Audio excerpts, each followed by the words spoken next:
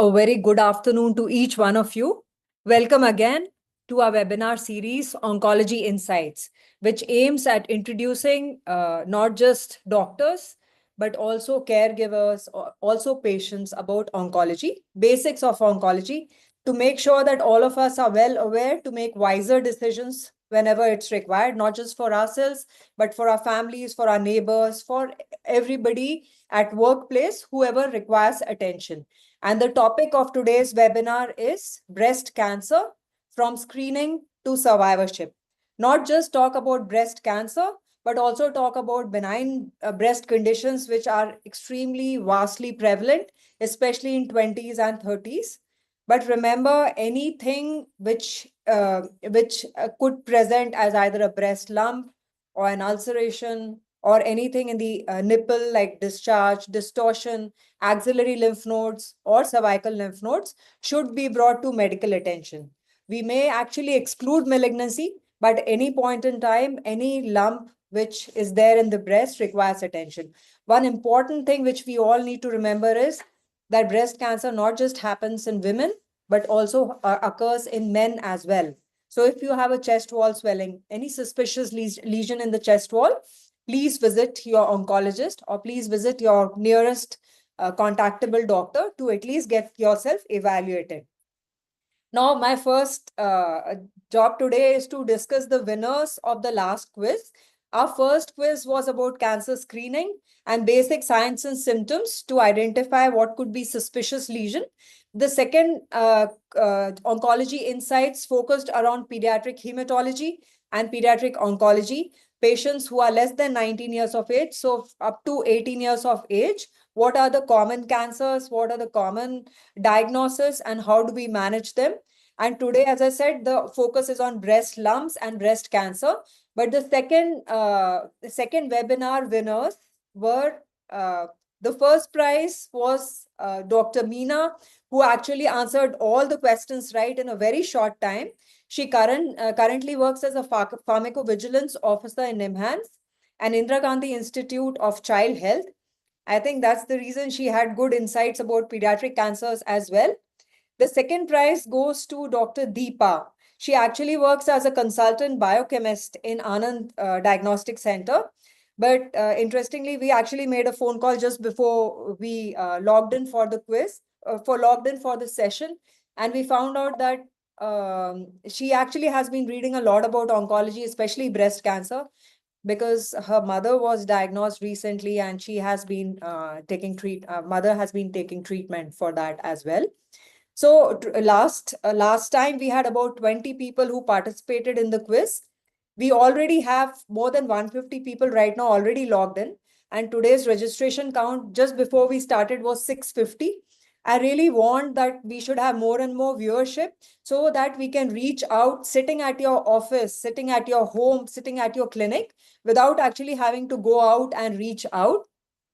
So starting from screening to survivorship, well, breast cancer has very unfortunate data in the sense it is the most common cancer globally. When you rank in both the genders combined, globally it's the second most common cancer, but the fourth most common cause of cancer-related death amongst women.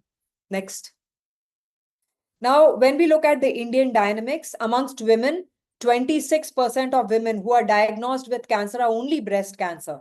14% of all cancer between men and women is breast cancer. So when you look at 140 crores of population, out of which 10 crore people are at risk of developing cancer, the most common cancer which we all need to know about is breast cancer, and of course followed by lung cancer and other cancers. We would want to talk about lung cancer again the next time. When we look at the dynamics in India and globally, between 2020 and 2040, there is likely a 60% increase in number of cancers. So every day we have new patients who are logged in as cancer, not just because of increased number per se or increased incidence, but also because of good diagnostic modalities when patients are diagnosed more often and also in early stages. So what we would treat a decade back or 2 decades back, the results have significantly improved because of newer technology, because of the right technology, but also because they are diagnosed early. We also need to know that cancer incidence in India is a decade earlier than the global data. So if we have most common cancers more than 50, 55 years of age globally, but in India, we have 30s, late 30s, 40s as the most common age group. So again, young women need to be alert. Any suspicious lesion should be brought into at least to medical attention. What you can do in your 20s, get yourself at least examined once, do a self breast examination. In your 30s, do at least a clinical breast examination 1 in 6 months. And starting from your 40th birthday, 1 to 2 years, a mammogram is recommended. Now, when we talk about cancer incidence, well, the highest number of cancers in India are recorded in northern India, more in the NCR, but also in Northeast. When we talk about Assam, Mizoram, these are the places which are considered as the highest incidence of cancer. But unfortunately, Bangalore is the breast cancer capital of India. So the highest incidence of Bangalore in any urban registry is in Bangalore. 1 in 16 women in urban India can have breast cancer. So every one of us, again, as I say, need to know about it. We have our friends, we have our relatives who have survived breast cancer. So survivorship also is the largest. And therefore, all the people who can reach out, who can stand in public platforms should talk about how well they fought this battle and also won the battle and are currently doing extremely well. So this is the last slide which I want to focus on, that when we talk about regions, when we talk about geographical distribution, well, we talk about United States, when we talk about Europe and Asia, the incidence is extremely high when we talk about European countries and of course United States. But also we have to understand that the difference, the mortality is extremely low in those countries. But when we talk about India, our numbers may not be very high, but our mortality is high. So this is what we are aiming at, to reduce mortality. If we as oncologists could actually contribute in our own small ways to bring it down.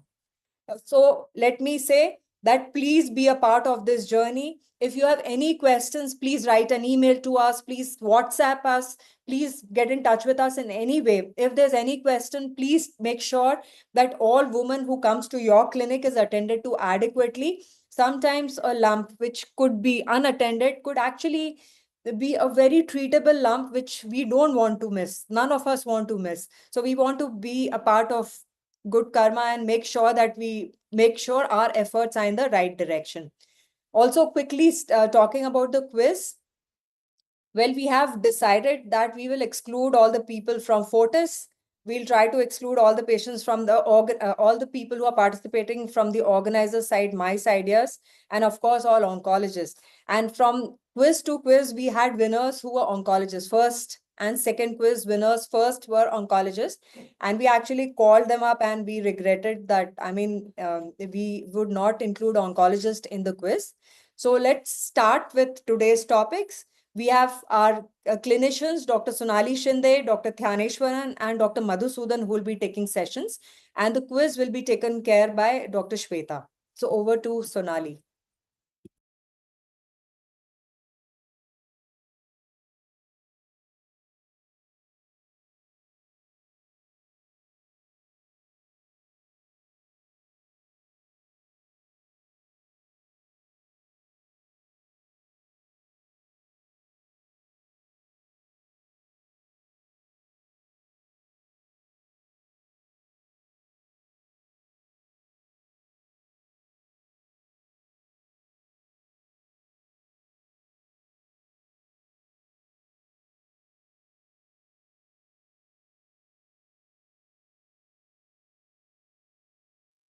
Yeah. Yeah. So, regarding hi, good evening, everyone. I'm Dr. Sonali Shinde, and today I'll be talking about diagnosis and screening in breast cancer.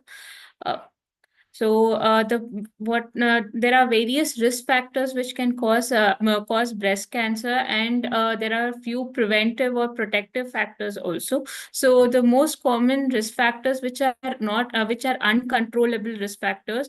The most common is gender. Gender being it is more common in female, and but about 1% of breast cancers can also occur in men. And the common age group for breast cancers is from the age of 80, but in the recent times, even women below the age of 40 also are getting breast cancers.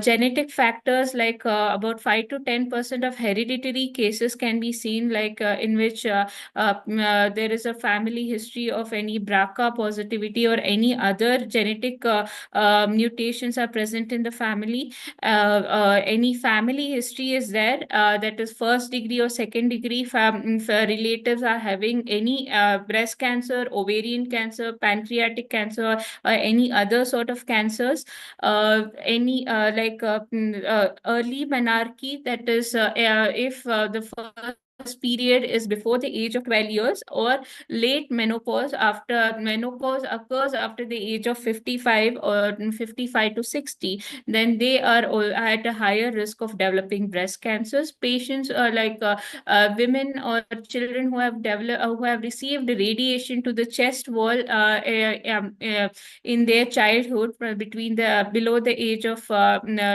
14 years, can also have a higher chance of developing breast cancers after about 10 to 15 years after the exposure to radiation.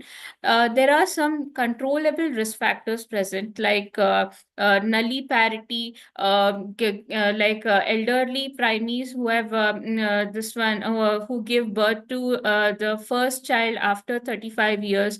This one breastfeeding is one of the protective factors. Using of the birth control pills or use of hormone replacement therapy also increases the risk of breast cancers.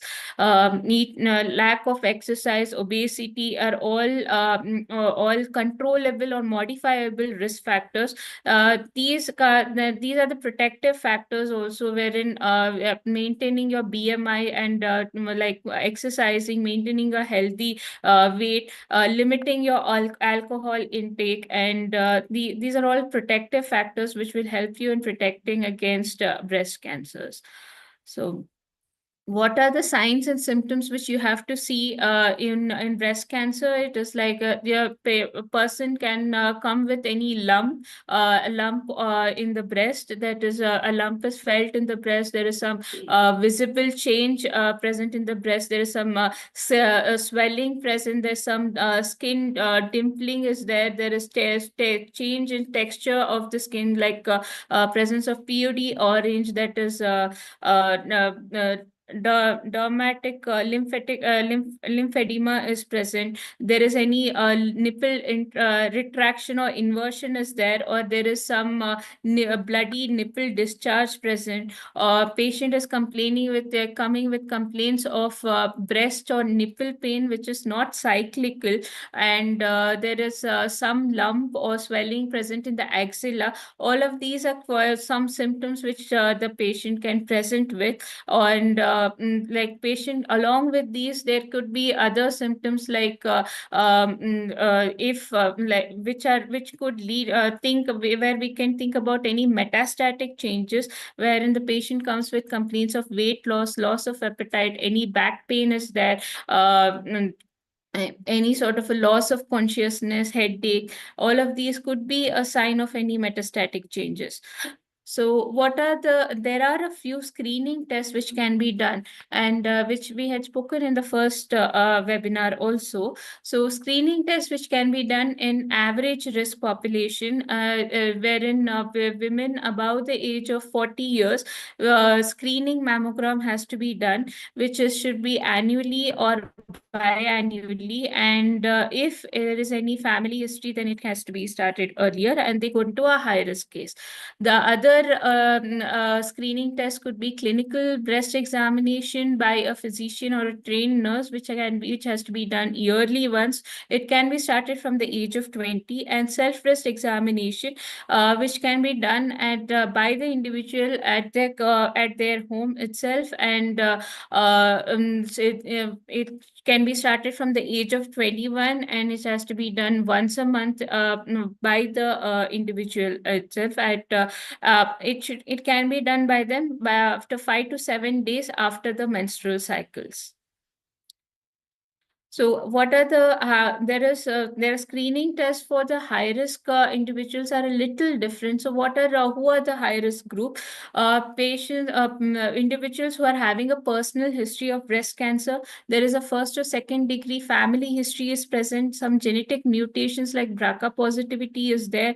There is a 5-year risk of invasive breast cancer of more than 1.7% in women above 35 years. This is actually there are various scoring systems available in, like one of them is a modified Gale system, which helps us uh, uh, in calculating the risk factors or for individuals, and depending on them we can classify them as a high risk or an average risk individual, and the what sort of tests they have to undergo. Any history of radiation to the chest wall between the age of 10 to 30 years. So all these individuals will have to will undergo the self breast examination, which has to be done monthly. Clinical breast examination, which they start from the age of 25 years and has to be done clear 6 months once, and a mammogram, which is the as the average risk pair individuals, which is done from 40 years of age, and it has and they have to undergo that annually. And MRI breast has to be done from the age of 25 years, and it has to be done annually. So this is how self-breast examination has to be done, and this one we have to do it with the palm or this one fingertips, and in a circular motion, and we have to check for skin if there is any dimpling, puckering, or bulging is there, or any inverted nipple is present, any swelling, redness, discomfort, or rash is there. So, what are the diagnoses? How are you supposed to diagnose a breast cancer? Breast cancer diagnosis first, we'll be taking a general history with emphasis on the presenting symptoms, menstrual status, parity, family history of the patient, other and any other risk factors are present, and we'll be doing a thorough breast examination, axillary in with this one examination of the axilla, supraclavicular area, and the abdomen. There will be some special tests which we'll have to do. That is a biopsy, which could be a true cut or a core biopsy, or an FNAC, which FNAC has to be done. Other and before a biopsy is to be done, we get a bilateral diagnostic mammogram or an ultrasonogram done according to the age group, a chest radiogram, and an MRI breast in selected cases. That is a patients who are having high risk, who are in the high risk group. After that, if it comes as positive, then we'll have to the patient will have to undergo a bone scan, and this one CT, chest, abdomen, and pelvis to just see if for stage 2 or stage 3 disease, and are all any abnormal liver function tests are there. So, and routine blood tests are to be done on the biopsy specimen. We'll be also be getting a IHC done, which will help us in determining the ER and the hormone receptor status, that is the ER-PR status, along with the HER2 new status. And in certain high risk patients, we will do we'll consider for genetic counseling or HRD panels. So, what is BIRADS? BIRADS is American College of Radiology had devised the breast imaging reports and data system, a standardized method for describing the morphology of the breast lesions. And these are described for imaging of the breast, like in mammogram, ultrasound breast, and the MRI breast. So they are divided into six categories. Zero being there is no 0 and -1, which is negative, and that is 2, which is benign, and all of 1 and 2 BI-RADS will patients just has to undergo routine screening. 3, if it is BI-RADS 3, then patient there is a likelihood of cancer of 0 to 2%, and the patient undergoes a short interval follow-up will be there.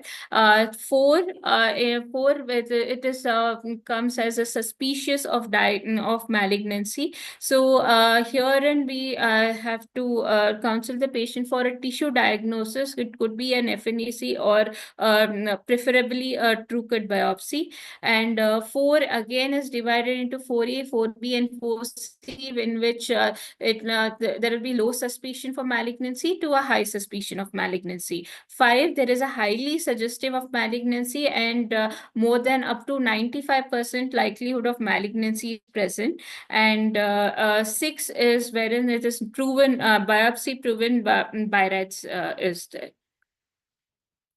So in a mammogram or an ultrasound, what are we going to check? So we are going to check the breast composition with the mass, it will be the mass, shape, margin, and density will be checked. Whether what is the symmetry of the lesion present, the architectural distortion is there about, and we'll get information about the calcification and calcifications, and if any other associated features are present. So positioning for a screening mammogram, in screening mammogram there are mainly 2 positions are used. That is a MLO and MLO view and craniocaudal view. In the it is and here I have just shown you the pictures of how it has the breast is positioned here. And this is the mediolateral oblique view and the craniocaudal view, how it will be seen.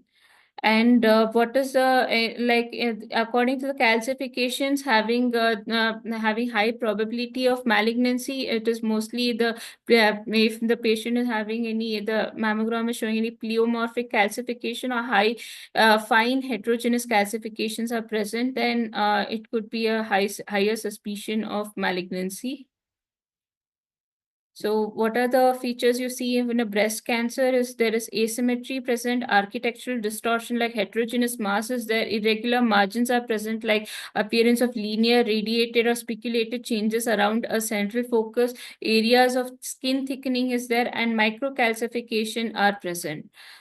In an ultrasound is usually done in young women with dense breast in whom mammogram is difficult to interpret.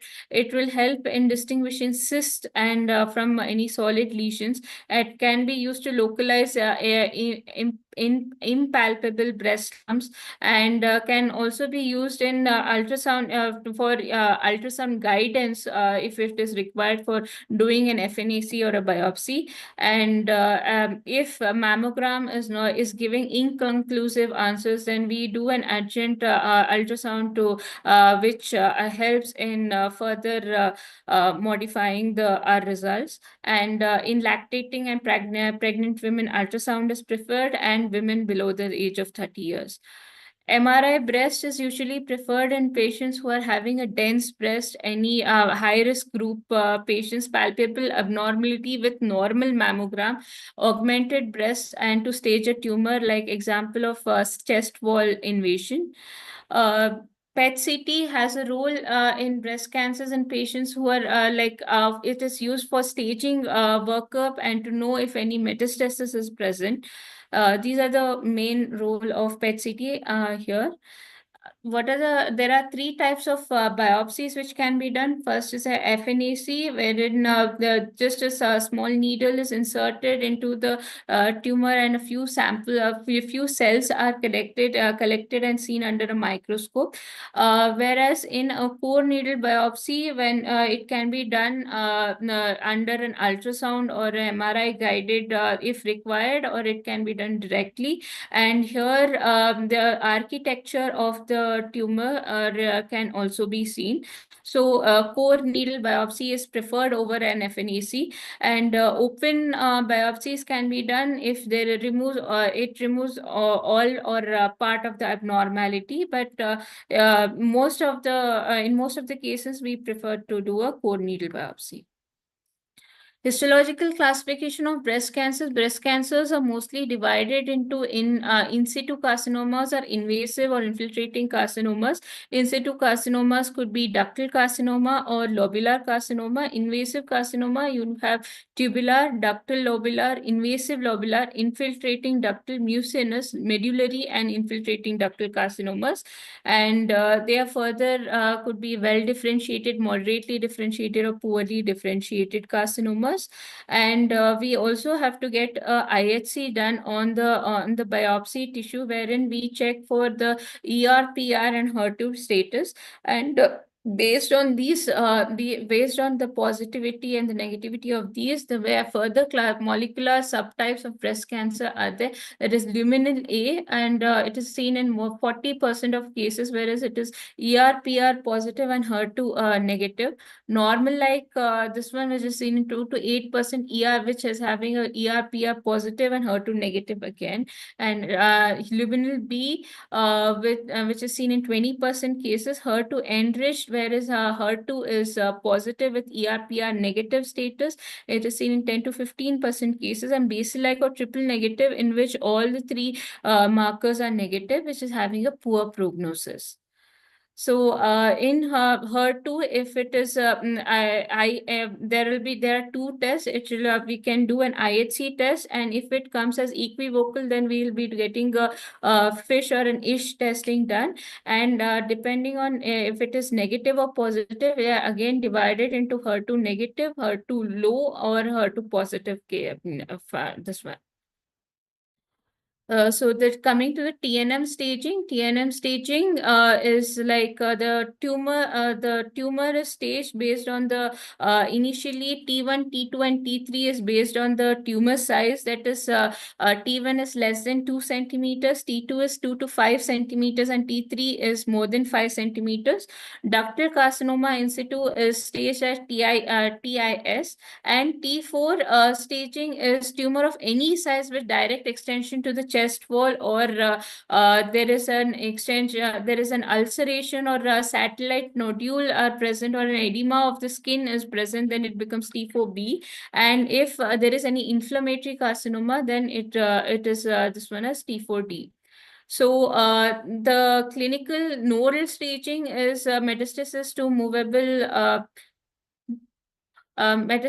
movable ipsilateral level 1 or level 2 axillary lymph nodes, which is N1. If there are multiple lymph nodes which are matted or fixed, then it becomes an N2. And otherwise, the other nodes, like if there is an infraclavicular node is present, or if any other internal mammary node is present, then it becomes N3. And if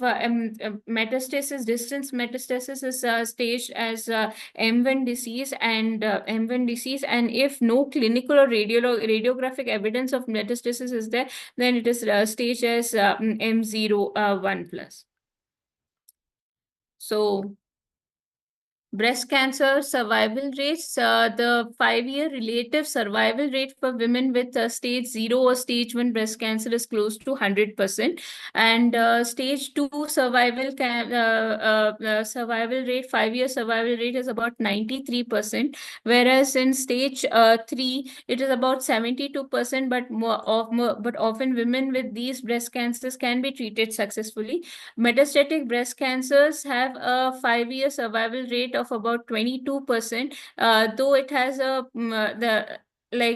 with the recent advent of treatment, with even the survival rate of metastatic breast cancer also is increasing now.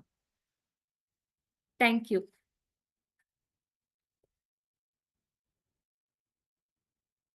Good afternoon, everyone. Thank you, Dr. Sonali, for a detailed presentation about this risk factor screening and how to stage the breast cancers. As the saying goes, early detection always put one on a step ahead on the pathway to cure. So coming on to the quiz session 1, I'll just read about the instructions of the quiz. Each quiz will be 5 MCQ questions displayed on the screen. To go for the quiz, you have to select the quiz option on the right corner of the page. All participants, I request you to select the quiz button on the right corner, and each question will be displayed for a timer of 30 seconds. And after answering each questions, you should type the next button so that the questions goes to the next question. And always the priority will be given to, preference will be given to the fastest response, and doctors who are non-oncologists and not from Fortis and organizing team. So going about the session, this page, the quiz button is on the right corner of the page. Please click on it to start the quiz. If there is no pop-up appears on the screen, please press the quiz button during each questions. And round 1, first question, in postmenopausal women, why does a BMI more than 31 increases the risk of breast cancer? I repeat, in postmenopausal women, why does a BMI more than 31 increases the breast cancer risk? Option A, increase insulin resistance. B, increase estradiol production. C, decrease progesterone levels. And D, decrease estrogen levels.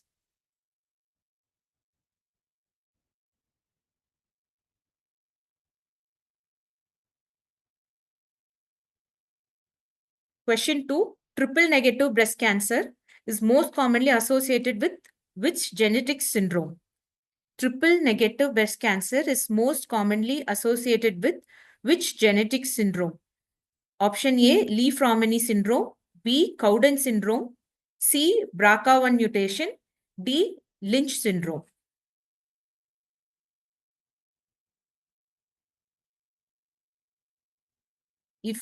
If next question doesn't appear on the screen, please press the quiz button on the right corner again.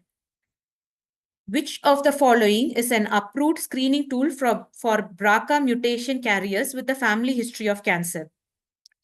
Which of the following is the approved screening tool for BRCA mutation carriers with a family history of cancer? Option A, mammography alone. B, MRI breast with contrast. C, PET-CT scan. And D, CA15-3 blood test.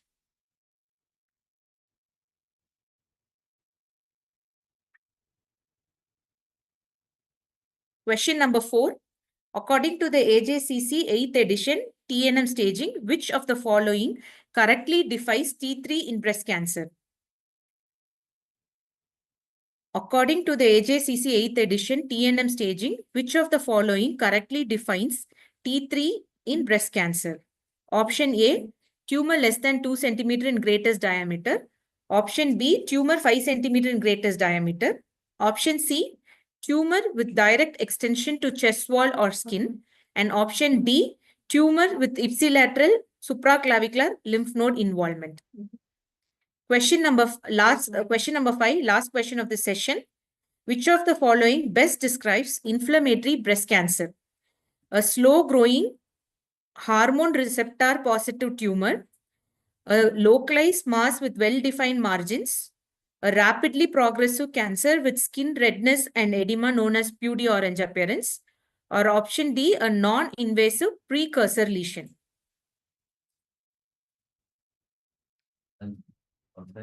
Yeah.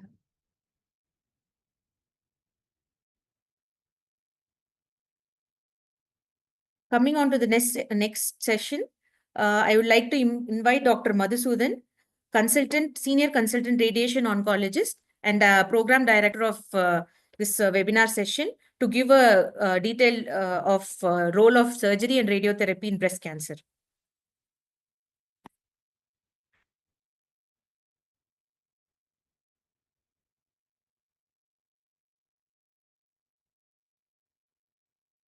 Hello and good afternoon, everyone. Thank you, Dr. Shweta, for the wonderful presentation on the quiz. Actually, it was very interesting. Of course, the topic is also very interesting today. The breast cancer as the treatment, we are going to discuss about the treatment of the breast cancers.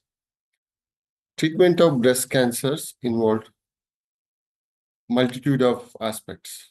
One, it is a systemic disease rather than considering just as a localized disease. It involves the input from the multiple other branches of the oncology, like surgical oncology, medical oncology, and then radiation oncology, along with that, the other subsidiary uh, branches like pathology and genetics. So I am going to discuss about the role of surgery, followed by role of radiation therapy in breast cancer. So as already I discussed, the first and most important thing in a localized disease, which is not metastatic to the other places, is the surgery. Surgery alone is the main treatment. The adjuvant therapies will be chemotherapy, that means systemic therapy. It could be a chemotherapy, it could be targeted therapy, it could be hormone therapy, and then the adjuvant radiation therapy as and when required. The role of surgery in breast cancers. Okay. Surgical treatment. One of the main treatment modalities of the breast cancer is surgery. The aim is to remove the tumor completely. Surgery can be curative in a very early disease. There are mainly two types of surgery. One is the breast conservation surgery. That means we are removing only the lump and preserving the uninvolved breast. The other one is the mastectomy. The mastectomy is nothing but complete removal of the breast. So when we discuss about surgery in breast cancer, we have to discuss about the primary tumor, and we have to also discuss about the lymph node aspects, how to address the lymph nodes. So what are all the indications for surgery? Generally, all the cases except a metastatic diseases require surgery. In the metastatic setting, we still do the surgery when there is a fungation, ulceration, bleeding, which we cannot able to control by either a systemic therapy or a palliative radiotherapy. So the new indication for surgery is in the oligometastatic setting.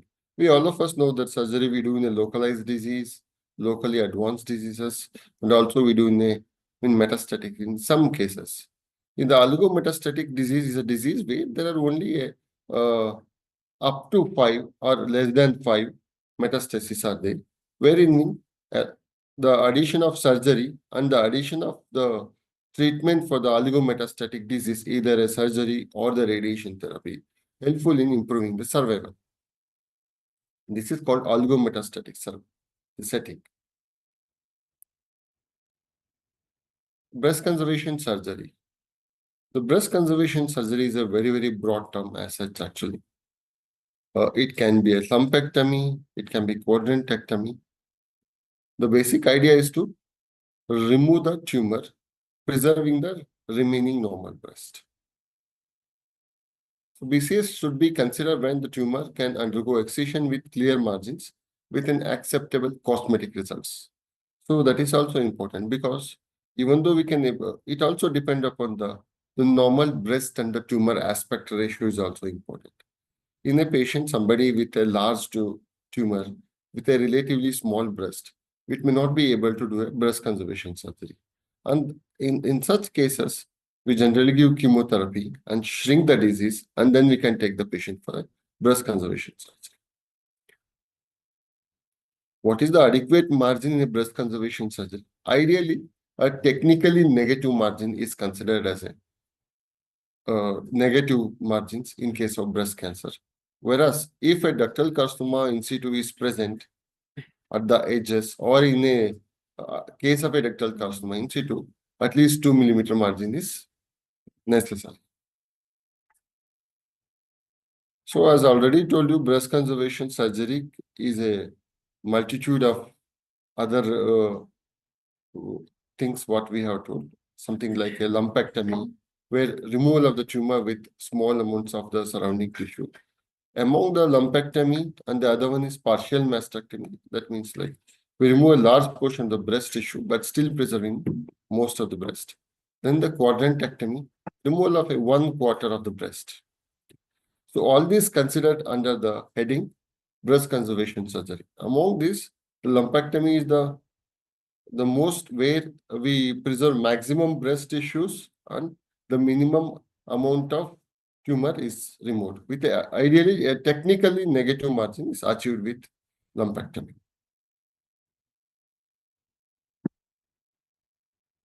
Is there any contraindications for the breast conservation surgery? So the absolute contraindications are something like first trimester of pregnancy where radiation therapy is contraindicated because unless otherwise specified, all breast conservation surgery should be followed by radiation. Then a multicentric disease. If the disease is present in most of the quadrants of the breast, it is called a multicentric disease, and that's an absolute indication for BCS. Diffuse suspicious or malignant appearing microcalcifications on mammogram. If there are, even though there is a lesion, single lesion, but there are on the mammogram, there is a diffuse calcifications which is present throughout the breast, then it's also a contraindication for a breast conservation surgery. Extensive ductal carcinoma in situ is a breast conservation. Then inflammatory breast cancer, quite commonly we see it is against breast conservation surgery. And homozygous ATM mutations. With regards to the BRCA1 or BRCA2 mutations, there is no hard and specific guidelines whether patient should undergo only a breast conservation surgery or the mastectomy. It depends upon the physician choices. It depends upon the patient choices. We have to discuss with the patient because BRCA1 and 2 is quite common nowadays. Actually, we see up to about 5 to 10% of the cases BRCA1 to be positive. In such cases, when BRCA1 is positive, it is better to discuss with the patient on one-to-one basis and take a decision.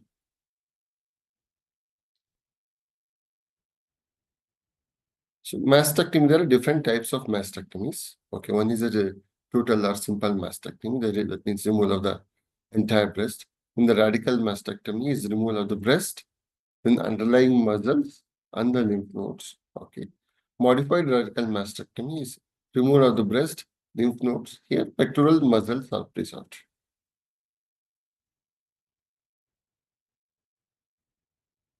As already I discussed with you that there are two things when we have to address with respect to the surgery in breast cancer. One is the primary tumor. The other thing is the lymph node we have to address. There are two types to address the lymph node, two types of surgeries to address the lymph node.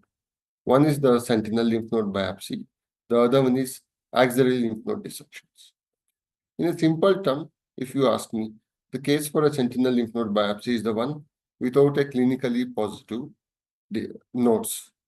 In the other way, like most of the cases with clinically positive nodes can be, we can do a axillary lymph node dissection. Even in a clinically positive node, the absolute indication for axillary lymph node dissection is N2 and N3 disease.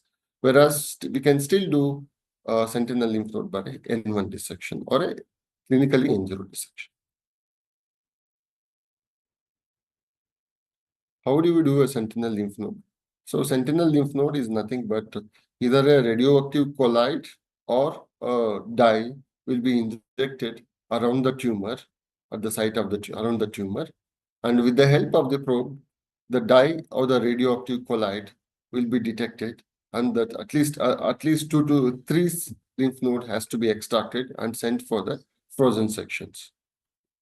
So depending on the frozen section results, we would say whether further completion axillary dissection is required or sentinel lymph node biopsy is enough. This is a simple.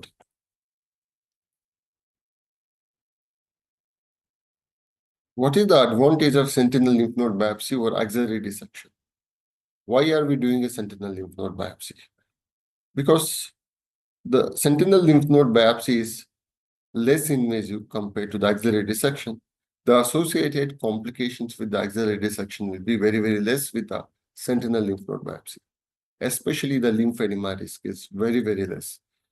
That is nearly, we can say, is about 4 to 5% risk. That's very, very minimal compared to the 40 to 50% risk of lymphedema with the complete axillary dissection. Even in the axillary dissection, the lymphedema depends upon the level of the axillary dissection. If you are doing a level 1 and level 2 dissection, it can be less. If you are going for a level 3 dissection, obviously the lymphedema rates increases.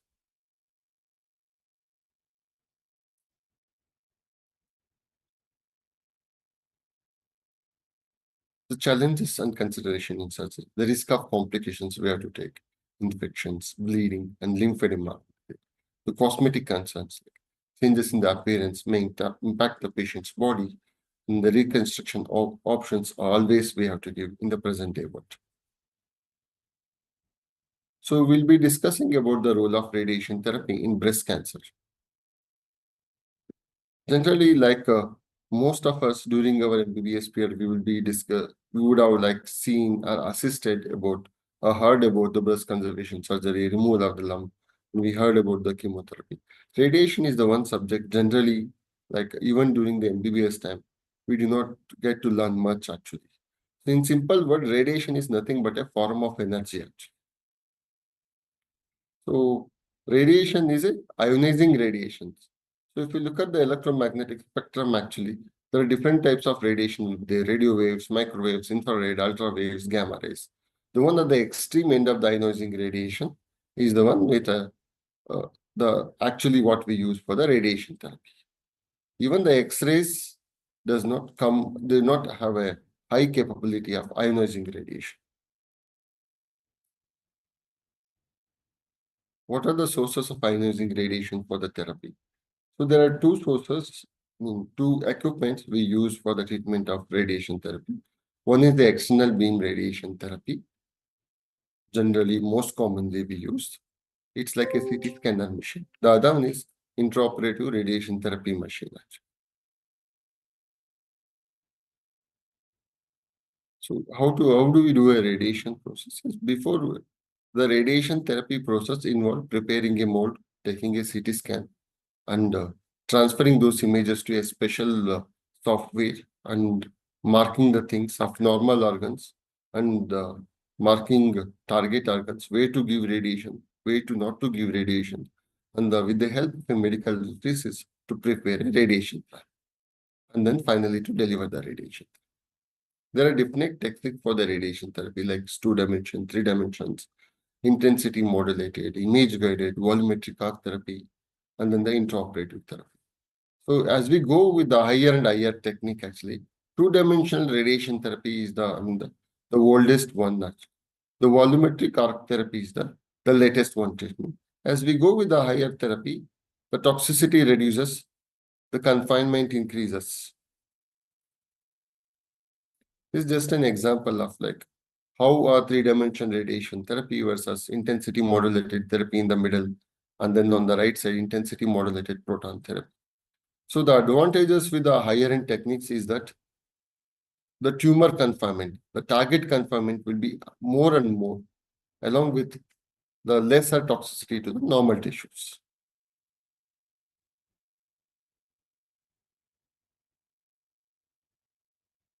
What are the indications for radiation therapy in breast cancers?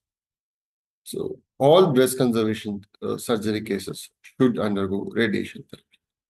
All locally advanced cases like T3, T4 or N2 disease should undergo radiation therapy. Radiation can be given as a palliation in the metastatic setting, like where there is a bleeding or fungating mass, or when there is a metastatic to brain, lung, liver, bones. We can also give radiation therapy as a palliation. Or when there is a 1 to 2, 5 metastasis, we consider that as a oligometastasis. We think we go towards near complete cure, even though technically it is not curable.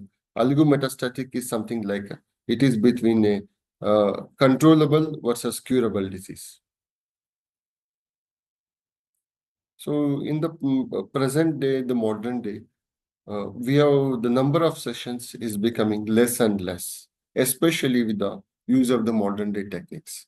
When radiation therapy we used to give for the olden days, even about 15 years ago, we used to give 5 to 6 weeks, at least 6 weeks of radiation, whole brace, then give to the radiation to the bones. Today we have come to a stage that where we can finish the radiation therapy in just 1 week. This is all possible because of the modern radiation therapy equipments. So accelerated partial breast irradiation, it is something like a same like intraoperative radiation therapy, wherein we just finish the radiation therapy in 5 days instead of a 3 weeks or instead of a 5 weeks treatment.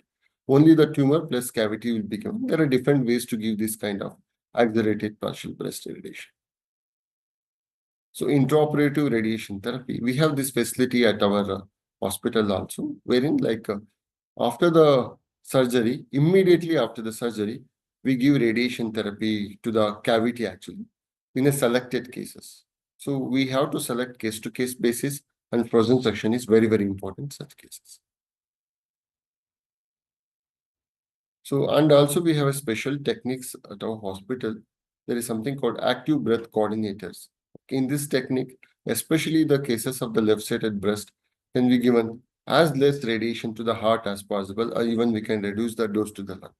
This special techniques is especially used for the left-sided breast cancers.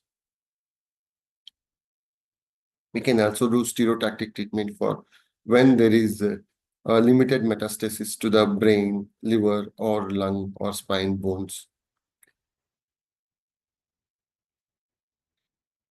Thank you, everyone. So I would like to invite Dr. Shweta for the next quiz sessions. Thank you, Dr. Madhusudan sir, for giving a comprehensive presentation about how the breast cancer therapy has come a long way, from mastectomy to breast conservative therapy, from conventional to highly conformal technique. Coming on to the session 2 quiz, same. I would like the participant to click on the quiz button on the right side of the page and answer the quiz. First question, which molecular subtype of breast cancer is most aggressive and has the poorest prognosis? Which molecular subtype of breast cancer has worst prognosis and most aggressive? Option A, luminal A. Option B, luminal B. Option C, HER2 enriched. Option D, triple negative breast cancer.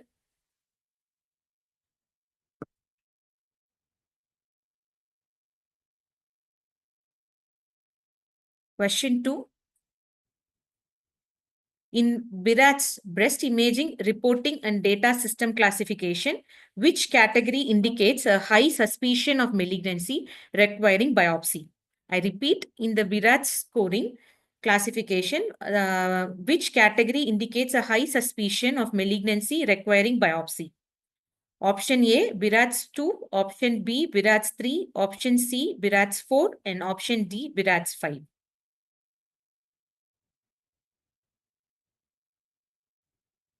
Question 3. Modified radical mastectomy includes A, removal of only breast tissue, B, removal of the breast with axillary lymph node dissection, C, removal of the breast, axillary lymph nodes, and pectoral major muscle, and option D, breast conservative surgery with sentinel lymph node biopsy. I repeat, modified radical mastectomy includes removal of only the breast tissue, removal of the breast with axillary lymph node dissection, along option C with pectoralis major muscle, and breast conservative therapy.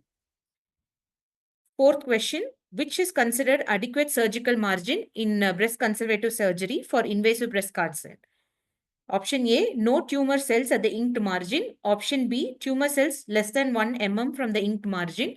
Option C, 2 cm clear margin from the tumor.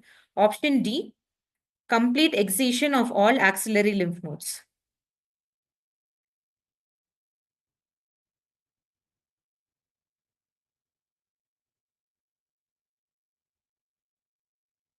Last question of the session. Which of the following is an absolute contraindication for breast conservative surgery? Option A, large tumor in the small breast. Option B, pregnancy in the first trimester. Option C, unifocal tumor less than 2 centimeter with clear margin. And option D, age above 70 years.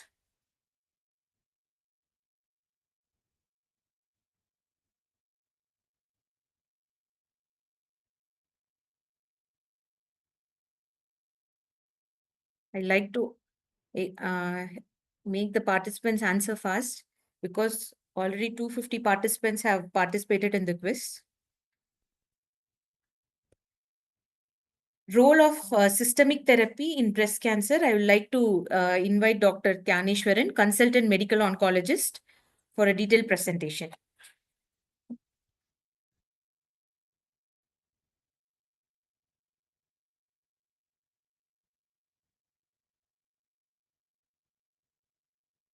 So good afternoon, everyone.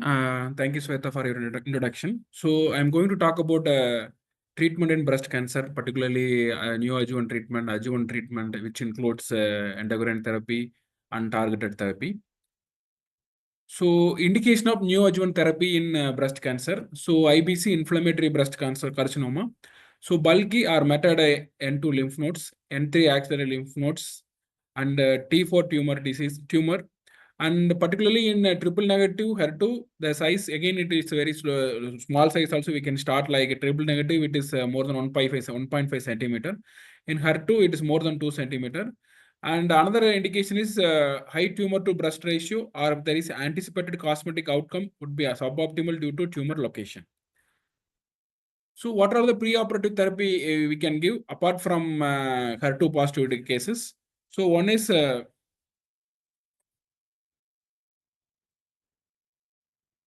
HER2 negative cases. So, dose dense AC, it's like 2 weeks once or 3 weeks once AC regimen, which include doxorubicin and cyclophosphamide, and taxane and cyclophosphamide combination. Other agents are old agents, like olden days we used CMF regimen and TAC regimen. So in HER2 positive disease, what is the neoadjuvant therapy? So here chemotherapy plus targeted agents can be used for treatment. So targeted agents means first one is trastuzumab and pertuzumab.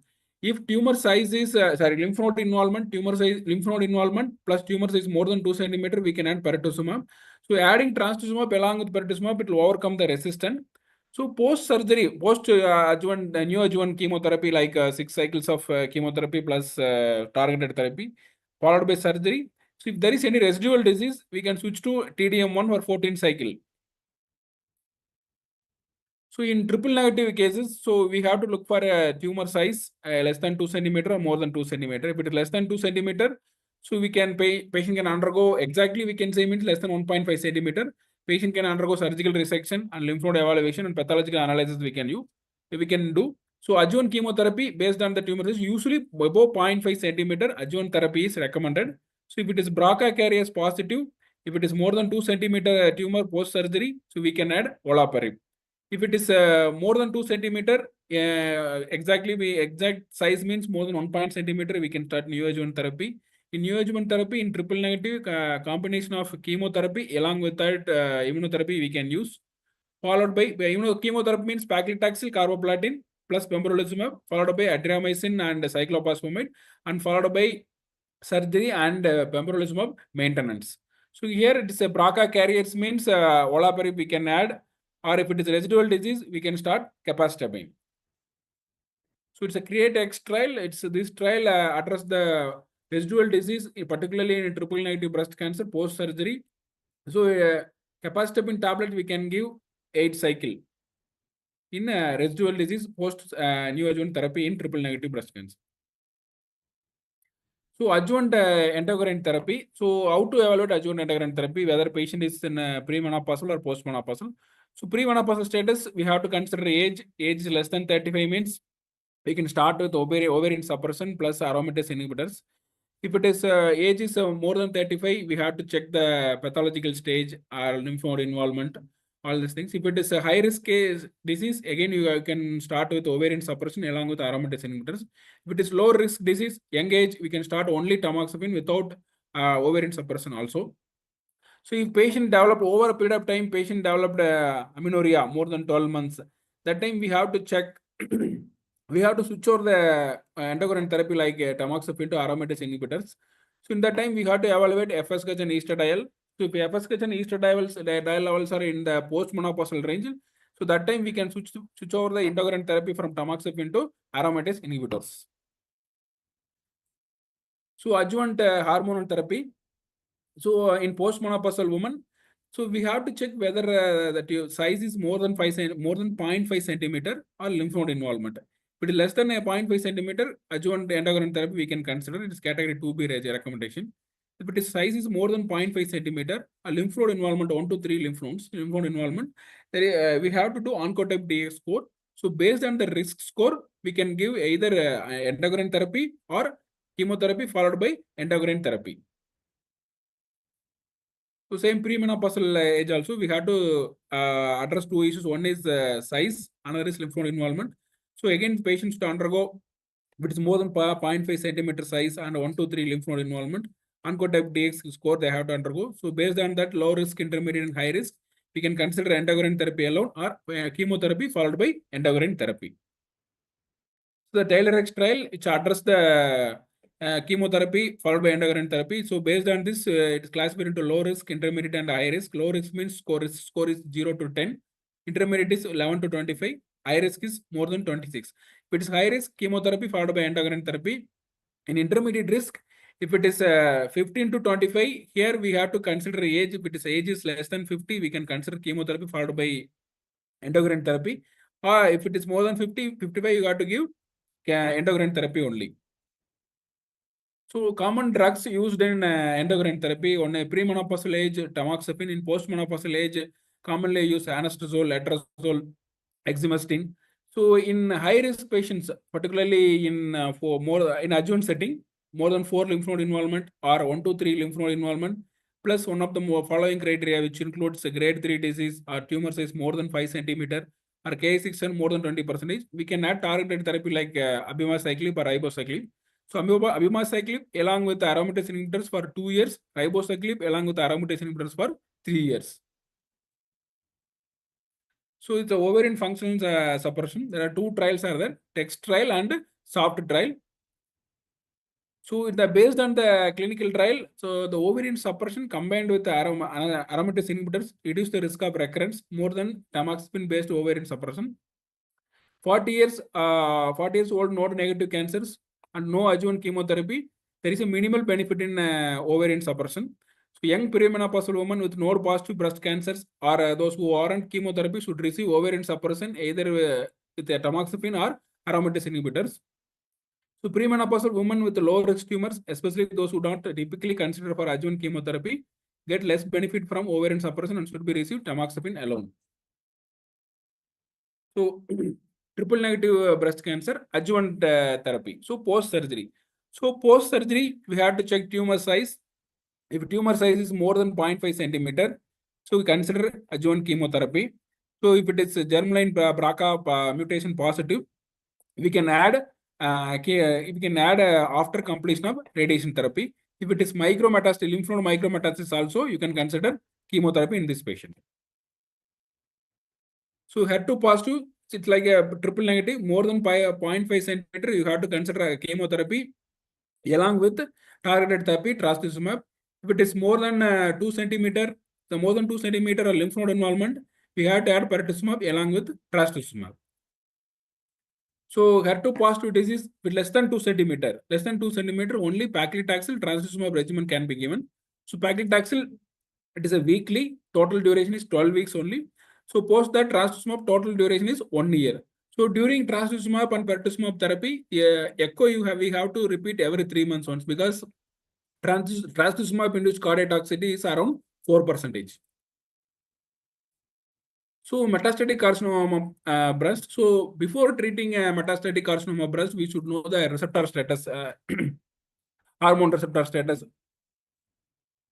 HER2 positive or triple negative. So if patient is present with hormone receptor positive, two things we should know. One is whether the patient is in visceral crisis or non-visceral crisis. So visceral crisis means it's progressive organ failure or progressive organ failure secondary to metastasis. So in this case, it is called visceral crisis. So visceral crisis, first initial therapy will be chemotherapy. If non-visceral crisis, even in bone metastasis, we can consider endocrine therapy. So endocrine therapy usually in metastatic setting, combination is preferred, particularly CDK4 inhibitors plus aromatase inhibitors is preferred regimen in both premenopausal and postmenopausal. So what are the common drugs CDK4 inhibitors used in metastatic settings? One is palbociclib, can be combined with letrozole or fulvestrant. Ribociclib, it can be combined with letrozole, anastrozole, tamoxifen. Abemaciclib can be combined with anastrozole or letrozole or fulvestrant. So cytotoxic chemotherapy indication in metastatic disease. I already told visceral crisis, symptomatic metastasis. Hormone positive patient, but it's refractory to endocrine therapy. And the selection of drugs, either single agent or combination we can check. So in combination chemotherapy, the response rate is high, but the thing is toxicity will be high. Response rate is also high, but either it's single agent or combination agent, the outcome will be similar. So in triple negative metastatic setting, so we have to evaluate few things before starting the therapy. One is PDL1 we got to check, and BRCA testing we have to check. So PDL1, if it is more than 10%, immunotherapy plus chemotherapy is preferred, and followed by immunotherapy maintenance or along with immunotherapy maintenance or BRCA targeting agents like olaparib or elzoparib we can use. So BRCA mutation, it is found up to 20% in triple negative breast cancer. So it present in younger age, often exhibits in high tumor grades and stages. So BRCA mutation status is a very significant factor for contralateral breast cancer. The drugs commonly used in breast cancer is olaparib and talsoparib. The drug's common side effect is hematological toxicity, particularly anemia. So HER2 positive case, so first line treatment combination with pertuzumab, trastuzumab, docetaxel or paclitaxel. So other second line drugs like trastuzumab deruxtecan, tucatinib plus trastuzumab plus capecitabine. So there are varieties of drugs available. We can use either one for metastatic HER2 positive disease if in a patient progressed in first line. So how to do follow-up for breast cancer patients? So baseline evaluations like systemic assessment, physical examination, performance status assessment, anthropometric measures, and routine blood investigation like CBC, LFT, and CT chest, abdomen, and pelvic, pelvis with contrast, bone scan, PET scan, tumor markers, and brain MRI with contrast. Among this, these are the things you have to do in baseline. And before chemotherapy, targeted therapy, everything required except PET scan and tumor marker and brain MRI. If it is required, we can do. So after that, post chemotherapy or during the chemotherapy, the follow-up will be 1 to 3 months. Thank you.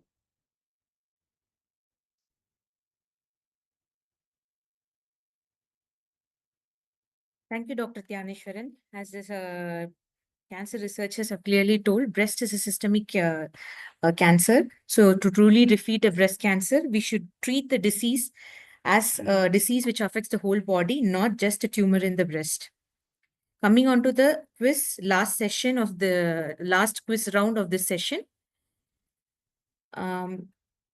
Question 1. According to the ASCO CAP guidelines, which immunohistochemistry score is considered HER2 positive in breast cancers? I repeat, according to the ASCO CAP guidelines, which immunohistochemistry score is considered HER2 positive in breast cancers? Option A, 0. Option B, 1+. Option C, 2+. Option D, 3+.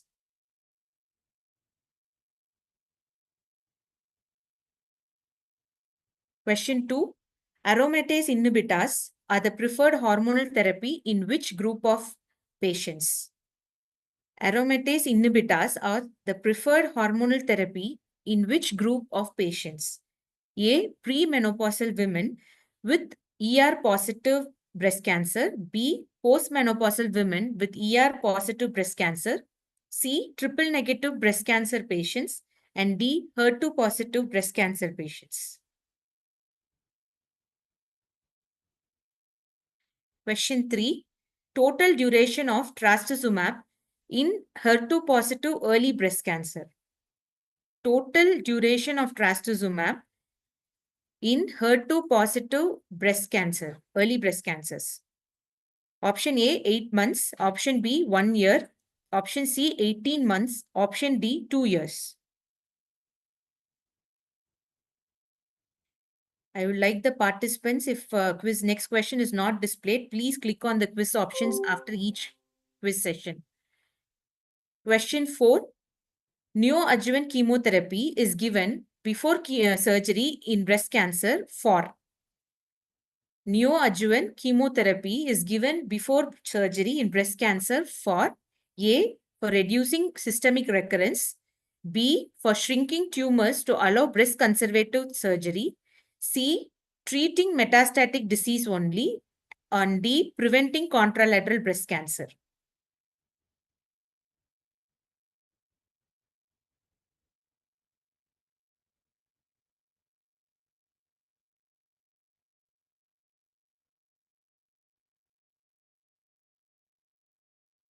Last question of this session.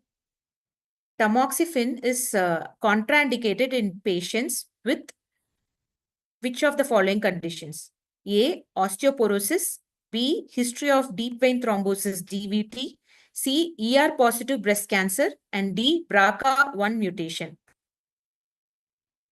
Tamoxifen is contraindicated in patients with which of the following conditions? A, osteoporosis, B, DVT, C, ER positive breast cancer, and D, BRCA1 mutation.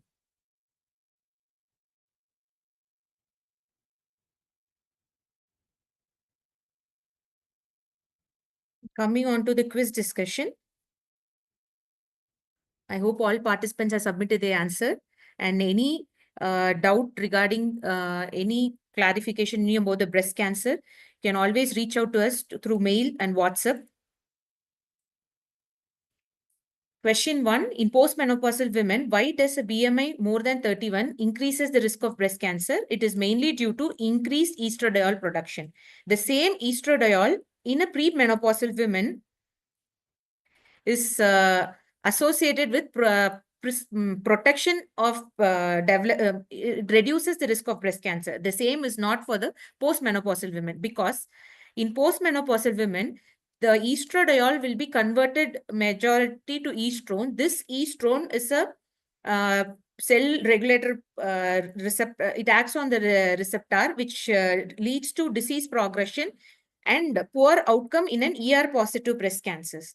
So for every 5 kg per meter square increase in the body mass index was associated with 12% increase in postmenopausal breast cancer. Triple negative breast cancer is mostly associated with genetic syndrome. It is BRCA1 mutation. So mainly BRCA1 and BRCA2 are associated, are most commonly associated with familial cancers, breast cancers, out of which BRCA is most have a high risk for breast and ovarian cancers and triple negative malignancies, and have often worse due to aggressive tumor subtypes, and it is sensitive to the PARP inhibitors and platinum-based chemotherapies. Which of the following is an approved screening tool for BRCA mutation carriers with a family history of cancer? It is MRI breast with contrast. These are the guidelines. Whenever there is, as the BRCA1 and BRCA2 has more than 60 to 50 to 70% risk of primary breast cancers and also contralateral breast cancers in already diagnosed cancer patient. The BRCA protocol, cancer breast protocol is from the age of 18, they should be aware of the breast architecture. So even there'll be a little change, they have to be able to self-examine and pick up the changes in the breast from the age of 18. From age of 25 to 29, annual breast MRI with contrast should be continued up to 75 years. From age 30, annual mammogram will be included, and above the age of 75, it based on the risk, individual risk.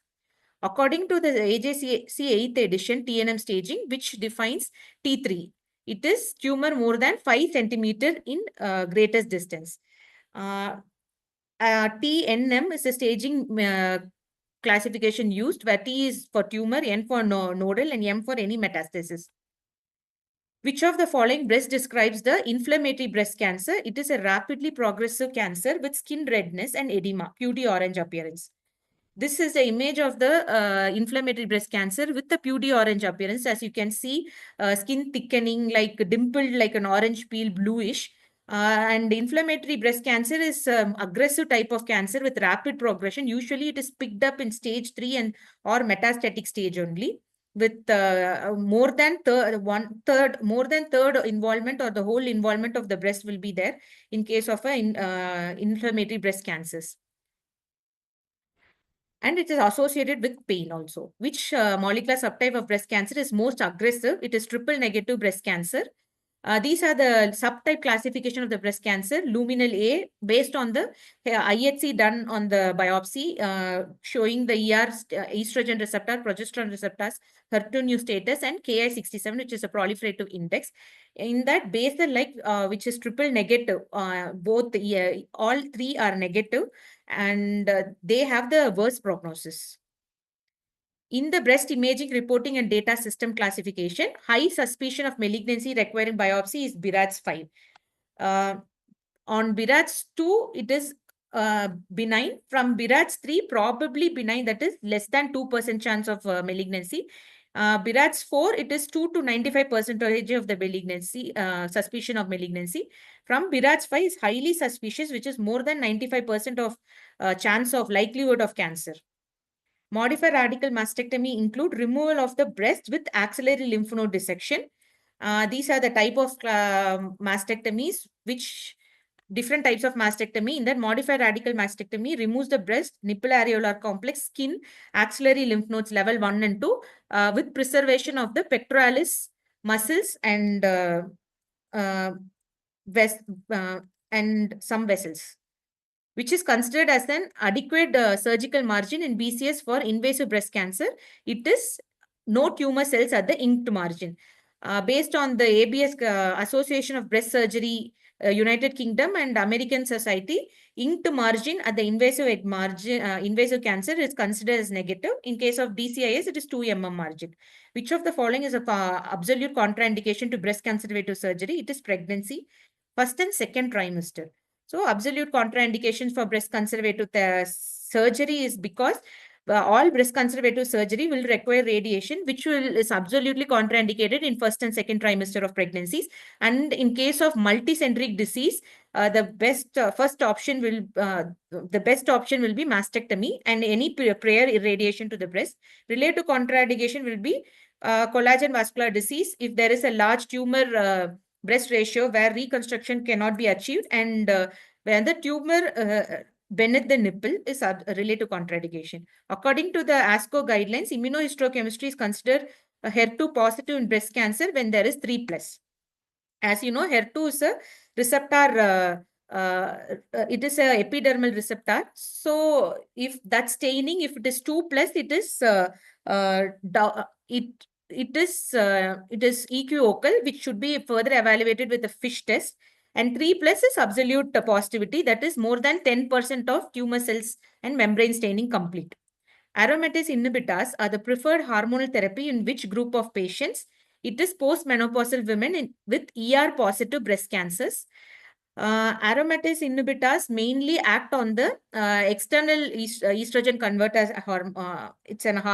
Aromatase is a hormone which mainly involved in the pathway of conversion of the peripheral androstenedione and testosterone to estrone, which will act on the breast and progression of the breast cancer. So this aromatase inhibitors is mainly used in postmenopausal women. In premenopausal women, it is selective estrogen receptors modulators which will be used. Total duration of trastuzumab in HER2 cancer, early breast cancer, is proved to be 1 year. As I told, HER2 is epidermal surface receptor, and herceptin or the trastuzumab is mainly act on that and block the pathway.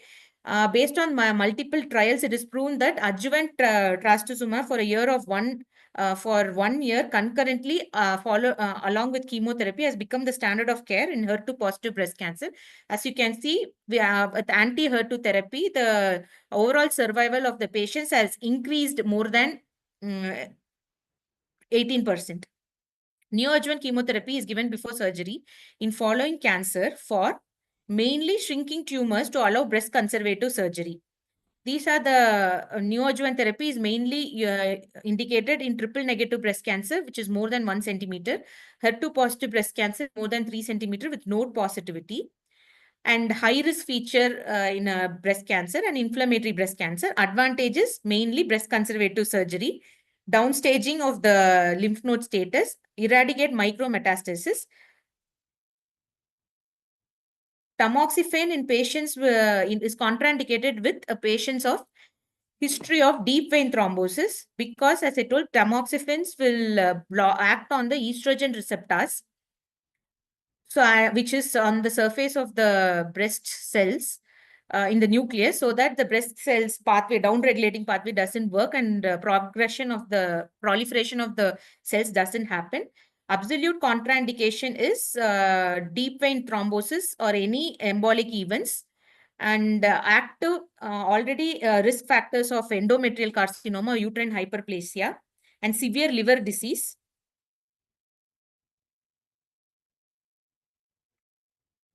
I would like to invite Dr. Madhusudan sir for vote of thanks.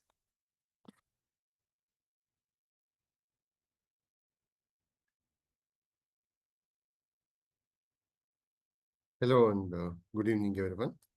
Thank you, Dr. Shweta, for the detailed discussions on the quiz questions. It was really enlightening for us. We are come to the closing session of the day. That's the vote of thanks. On behalf of the organizing committee, I would like to extend my gratitudes to the speakers, experts, and then to all the participants who are present. Your insights into the field of breast oncology, especially screening, diagnosis, treatment, and the research is appreciable. On a closing note, I would encourage each of us to take the knowledge gained today and share it with our communities. By spreading the awareness and research, we should contribute to the global fight against the breast cancers. The winners of the today's quiz will be announced on the next webinar, which will be on 25th of this month, which is 25th of February at 3 p.m. Thank you, everyone. Thank you once again.